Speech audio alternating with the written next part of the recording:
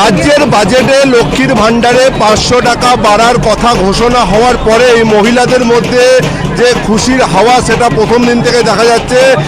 আজ দুর্গাপুরের ভিরিঙ্গি এলাকা থেকে মহিলা তৃণমূলের সভানেত্রী অসীমা চক্রবর্তীর নেতৃত্বে একটি বিশাল মিছিল হয়।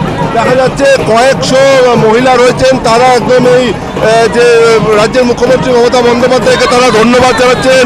আবির খেলার মাধ্যমে তারা বিজয় উল্লাসে মেতে উঠেছেন। তারা সকলেই বলছেন রাজ্যের মুখ্যমন্ত্রী মমতা বন্দ্যোপাধ্যায় চতুর্থবারের জন্য আবার ক্ষমতায় আসবেন এবং বাংলা তৃণমূলের দখলে থাকবে। একদম মহিলাদের মধ্যে বাড়তি উৎসাহ, বাড়তি উচ্ছ্বাস একদম দেখা যাচ্ছে। মহিলারা নৃত্য করছেন, মহিলারা স্লোগান দিচ্ছেন, মুখ্যমন্ত্রী মমতা বন্দ্যোপাধ্যায়কে তারা ধন্যবাদ জানাচ্ছেন। তারা আরও বলছেন যে বিজেপি যতই কুর্চা করুক, বিজেপি বাংলা কোনো দিন দখল করতে পারবে না।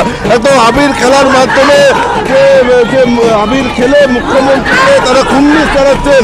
যাদের সাধারণ মহিলাদের 1000 টাকা ছিল লক্ষ্মীর ভাণ্ডার, সেটা বেড়ে হলো 1500 টাকা এবং তপশিলি জাতি উপজাতি মহিলাদের জন্য লক্ষ্মীর ভাণ্ডার বেড়ে হলো 1700 টাকা, যার ফলে যে মহিলাদের বাড়তি আয় হলো, যে মহিলারা যে সংসার চালাতে তাদের যে হিমশিম খেতে হতো অনেক মহিলাকে, তাদেরও সুবিধা হবে বলে তারা জানাচ্ছেন।